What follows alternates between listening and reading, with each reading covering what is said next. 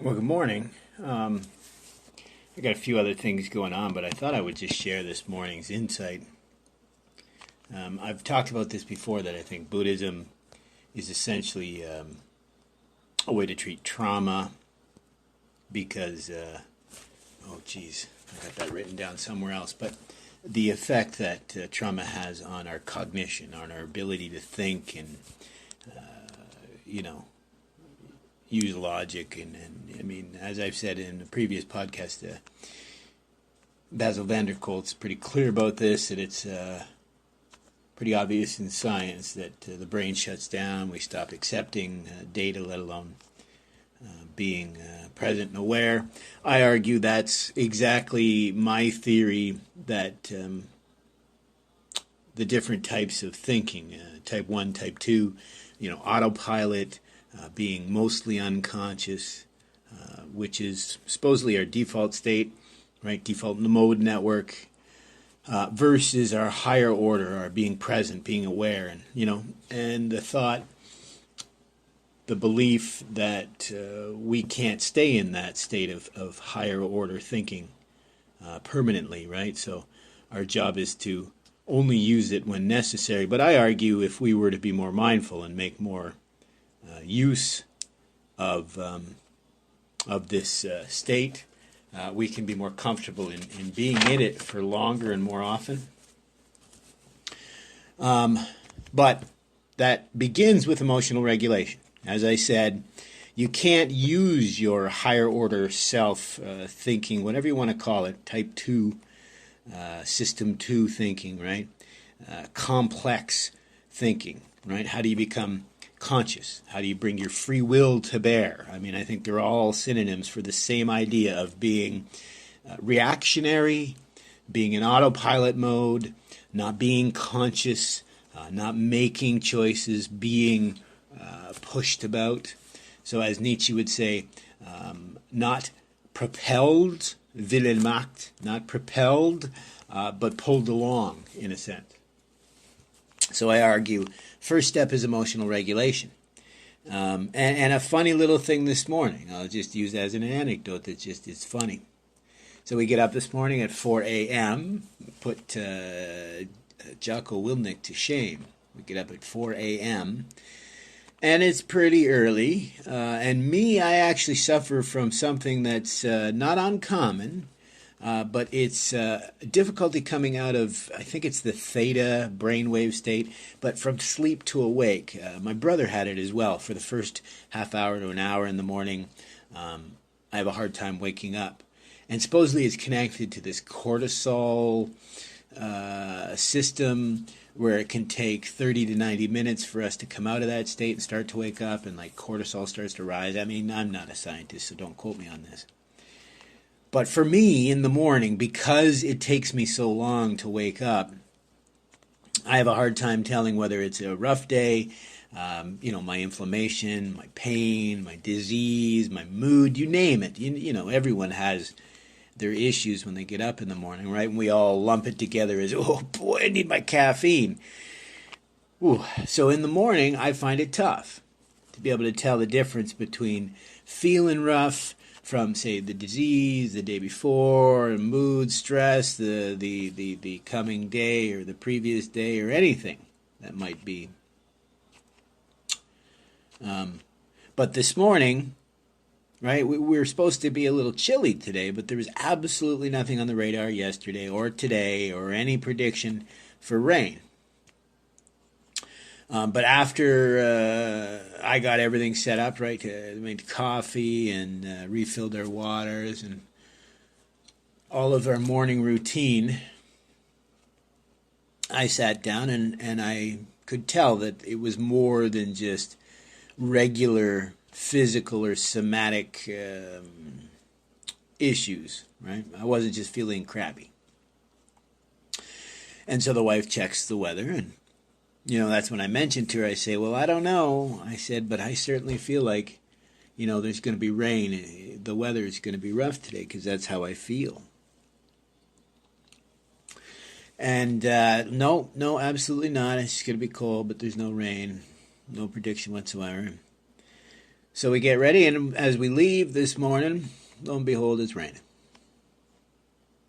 Right, so this is twofold. One, just as a joke, how is it all this technology that the big weather has, all of the technology that big weather has, and they can't even predict something as simple as, is it raining outside right now? But my body can tell me more accurately what the weather's going to be, and it's often right. And what I realized this morning is it's actually a byproduct of trying to be more mindful of your emotional regulation. And I think that's why the traumatized and the ill have so much more challenge. I'm sorry, I apologize. They have a greater challenge in this area. It's more difficult for them to manage their emotional regulation because, well, I mean, we've talked about this. They get separated from their somatic experience. So some of them don't even know how to connect to their body and know what their emotional state is. Right? I give an example is you can do a little thought experiment for yourself or for others and see how connected or disconnected in reality you are from yourself. So as it goes is you ask the person to picture themselves, just clear your mind, picture yourself standing there. Now imagine a bus barreling down on you. How do you feel? So somebody who is seriously disconnected from their somatic self, their body, their experience, might hesitate, might not know, might you can kind of tell from the response if they don't respond about their emotional state. I mean, I actually asked this of a friend of mine, and I think he answered pretty darn correctly. I was surprised because he does seem to have but neither here nor there. I was surprised that he responded by, I would panic. That's pretty good, but it shows a little deeper understanding of his own emotional state, but, in this case, hypothetical. But also, right, it's the idea of panic, right? So he's just begun to understand that his tendency is to fight or flight, right? It's not conscious action, as it were, right? Panicking denotes this shutting down state, right? So I've seen this. I used to think worrying about, say, a flare, an inflammatory flare or disease, would make it worse because you were worrying about it. But I think it's this doubling down of this negativity and the trauma response, in a sense, because the mind shuts down and you get like a narrowed focus, a narrowed view.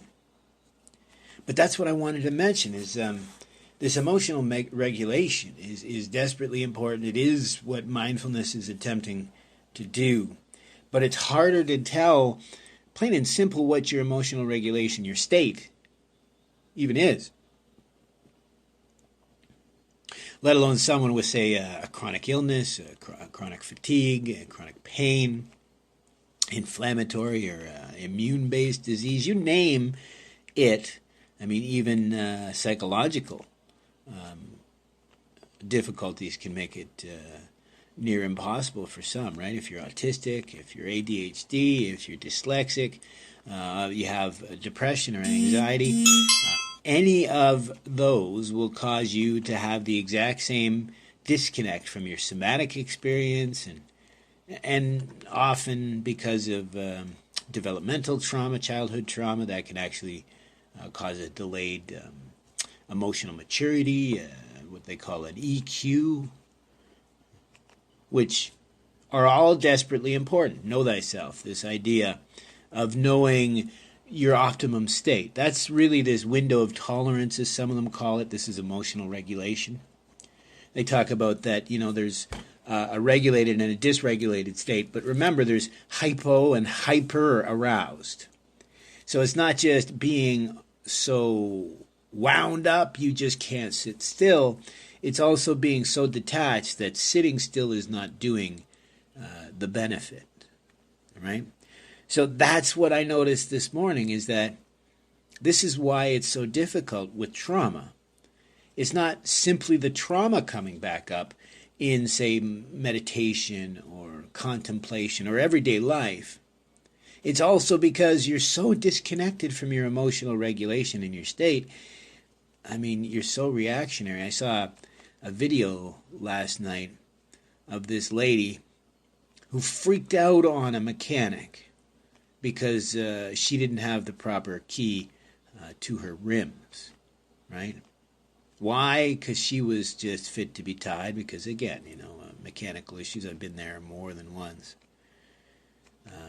So she likely started to shut down there. She sounded like she was definitely traumatized in all of these trauma-informed adaptations. But she just assumed that this guy she didn't know from a hole in the ground must be an incompetent mechanic, because why would she have the wrong key for her rims? And trust me, I know that would not be unlikely, right? Because think about it.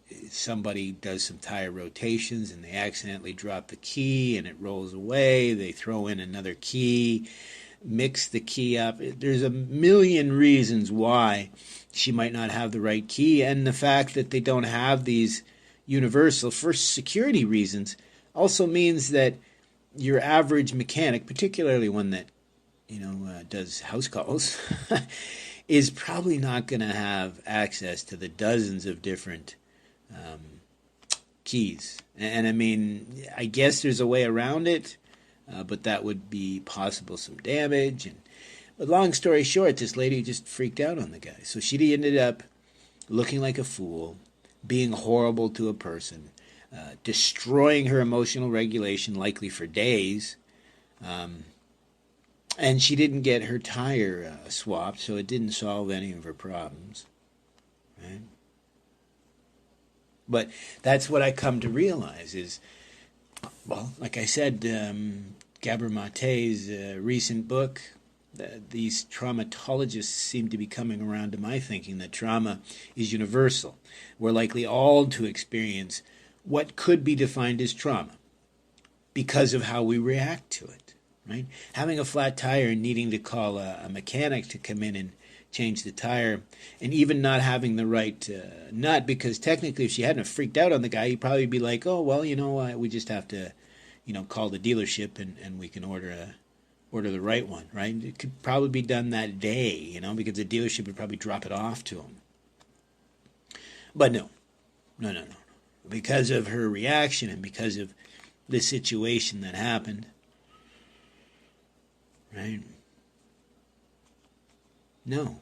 Nothing of what could have or should have happened, right? That's your status quo. The way things are as opposed to the way they should or could be. Right? So that's why I argue it's not... I made this argument before. I'm currently taking trauma-informed mindfulness course, the advanced practitioner course. And I absolutely adore the course. I mean, the book, I haven't been too what would you say it, too chuffed about, because there was some things in there that were a little off. But again, that's just me. That's my trauma. I fixate on certain things instead of on others. But my main thing here is the author is stepping back because he thinks he's taught everyone how important trauma is to mindfulness. But I don't think he realizes how desperately right he was and how desperately wrong he is now.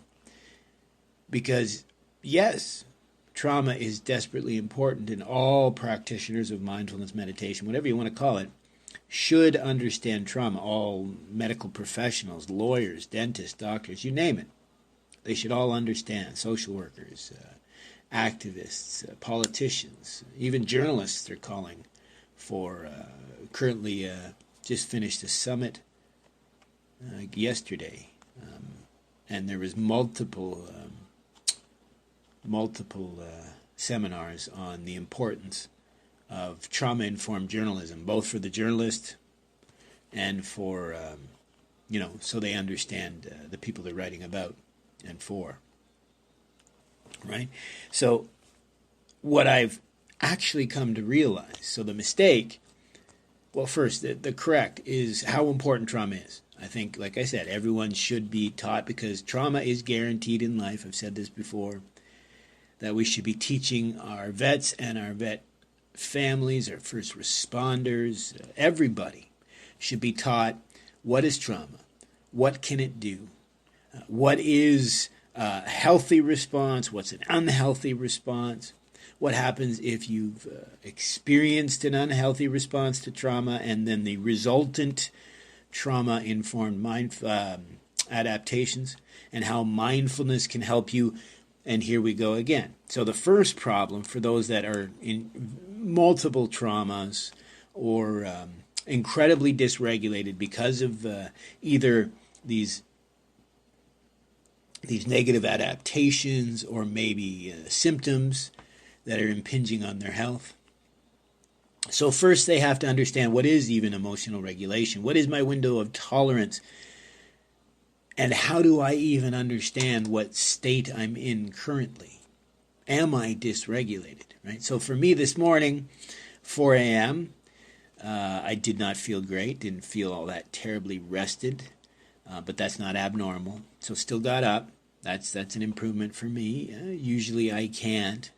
I've been learning, and this might prove my theory that these people that are predisposed to being stuck in the theta brainwaves, so like the sleepy state in the morning, with conscious effort, you can actually pull yourself out of that, which is what I've been doing for the last few months, right? At first, getting up at 4 a.m., I just messed everything up for the first half hour to an hour. At this point now, it only takes me 5 minutes to 10 minutes on a half-decent day to wake up. Today, I think it was possibly also not feeling shit hot that might have influenced getting a little more focused. And I think that's why it's part and parcel of this whole constant vigilant mindfulness. Because my struggle to understand my emotional and physical regulation and state also helps bring you into presence, thereby managing your emotional regulation, believe it or not. Being disconnected from your physical state, your emotional state, anxiety, as we tend to do as you call it, a coping mechanism. But by disconnecting from that, that actually causes it to be worse, because you're not in any way conscious or managing this state, or any state, let's be honest. Right? So for me, that seems to help me get regulated, because it also helps me get out of that sleepy, dull state in the morning. But for this morning, it was like, oh boy, whew, felt rough. And by about 4:30 or 5 o'clock, right, normally when I'd be awake, but at that point I realized that the weather is not going to be great. And that's what the wife and I were talking about. I was just trying to figure out what it is that we notice. I guess it's connected to inflammation, because supposedly it has to do with the barometric pressure changing, and you feel that in the bursa sacs of your joints and all this jazz. But it seems to be broader than that. It just, it makes you feel crappy. Right? Because there used to be, the wives' tale that, the old folks could tell this stuff, right? Your joints. And it seems to be proven by science. And I just made the joke this morning, sitting there, and I'm like, well, I know the weather's saying no, but I got to tell you, it feels like it's going to rain today. And I explained that I don't know if that just means that they predict whether it's going to rain based on how the barometer changes, right? So they can't really know whether it's going to rain because the barometric pressure drops, doesn't guarantee, and vice versa. But as I said, it ends up that, all of these weather networks were wrong, because when we stepped outside, it was raining. Right? What is it with that? How can they get it so wrong when someone so absolutely disconnected from the experience can get it right? And so that's why I go back to the original idea that that's what mindfulness is meant to help us learn, right? The original teachings of Sati Sampajana, and again, I'm pretty fixated on Buddhism. You could go back to before that. But let's just stick with Sati Sampajana, because it seems to be one of the most, accepted, whatever you want to call it. But Sati Sampajana, Sati, to remember. What are we remembering? Well, in Buddhism, it's the truth of impermanence, the truth of the truth of self, right? That the concept of self is not how we actually see it, right? I call it ego recontextualization. You're not the center of the universe. And then another truth, the one that helps bind it together, is this truth of suffering, dukkha. And the suffering that actually flows from belief in permanence or disbelief in impermanence, right? Because it goes both ways. If you don't believe in impermanence, then you don't realize that the good or the bad are only temporary. And so to, experience it in the moment. So that's sati, that's to remember, that's to be focused and aware, to bring these truths to all of life's daily activities. That's the sampajana, to bring clear comprehension to all of life's daily activities. And this is why one of the first practices that the Buddha taught, right? And I think it's in combination with the Bhagavad Gita. So besides action yoga, besides going out and doing what you know to be right, and being and existing, the first way to manage your experience and be present and focused and aware and to handle the ups and downs of everyday life, the first way to do that was one of the first of the Buddhist teachings called the Satipatthana. There's also the Mahasatipatthana, but it doesn't matter, because in it teaches us what we're supposed to do. It does mention focusing on the breath, but it's only because it's what we always have, and it's there at hand, and it's most important, because not only does focusing on the breath help manage your breath, but focusing on the breath actually helps manage your emotional regulation, but it's also a window into your emotional regulation, and it controls your emotional regulation. Science now sees that using something like pranayama, like 4-7-8 breathing, is just the truth of our parasympathetic nervous system, that we're actually able to a certain degree, I'm not going to say completely, but to a certain degree control this parasympathetic nervous system. So this is what Buddhism was intended to teach. This is what even the original Bhagavad Gita was teaching. This is what's in the I Ching. There is no different. This truth of the guarantee of challenge, of difficulty, of opportunity, however you want to define it, in life. And the best way to manage that is, well, according to Carl Friston, a modern-day philosopher come by physics, says that we need to manage our free energies. When the brain is just sitting idle, it's trying to predict the future. Don't attach too much to the crazy ideas that it comes up with. But most importantly, when life finally throws you the experience, accept it as ordered. That's Nietzsche's eternal recurrence. It's the amor fati. That's the trick. And I'll leave it at that.